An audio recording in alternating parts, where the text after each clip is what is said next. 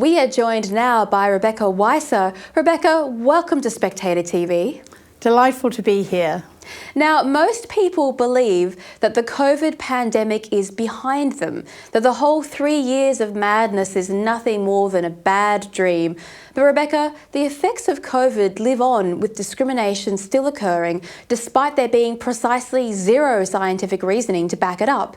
In your piece, Stuck in a COVID Time Warp, you shared that some hospitals are denying very ill patients life-saving organ transplants. Now, I don't get it, Rebecca. Hospitals are happy to harvest the organs of the unvaccinated, but they refuse to give those same people life-saving transplants as if they're second-class citizens. Yes, it's really horrific what's going on. There is a kind of a logic, and if you accepted, for example, because you refuse to accept the evidence of your own eyes, that getting vaccinated prevented you from catching COVID, there might be some sense in saying get vaccinated, because once you have an organ transplant, you are then going to be on, you'll have to suppress your immune system in order to accept the donor organ. And therefore, it's better to get that infection out of the way, or get that vaccination out of the way, so that you don't have to fight it with a suppressed immune system. But the reality, of course, we've seen, all of us have seen first, and we know this because Weisser representatives themselves told us, the vaccine does not stop transmission. It does not in any way mean that you will get a milder case of COVID.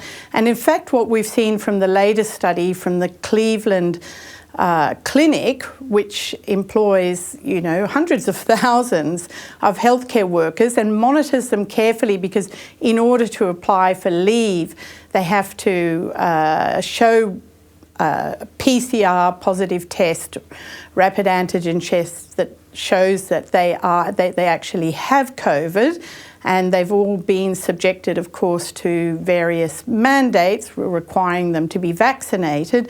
So we know pretty confidently that A, when they say they're vaccinated, they are, and B, that if they've got COVID, they actually have it. And what the study showed was that the more vaccines you had, the more likely you were to get COVID.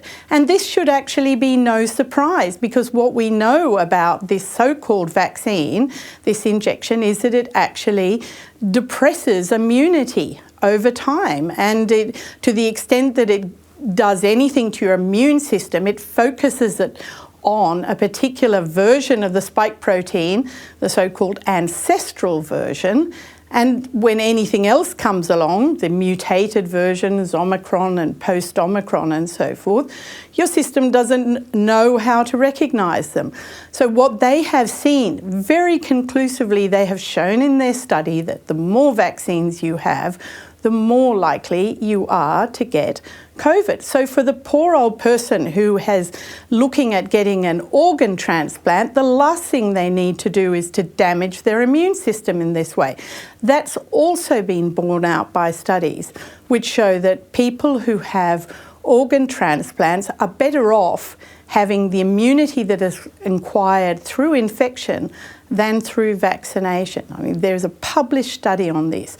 And yet, here in Australia, we persist in our time warp as if all we knew about the vaccines was that they are safe and effective and that they stop you getting COVID. Sorry, that myth was exploded 3 years ago,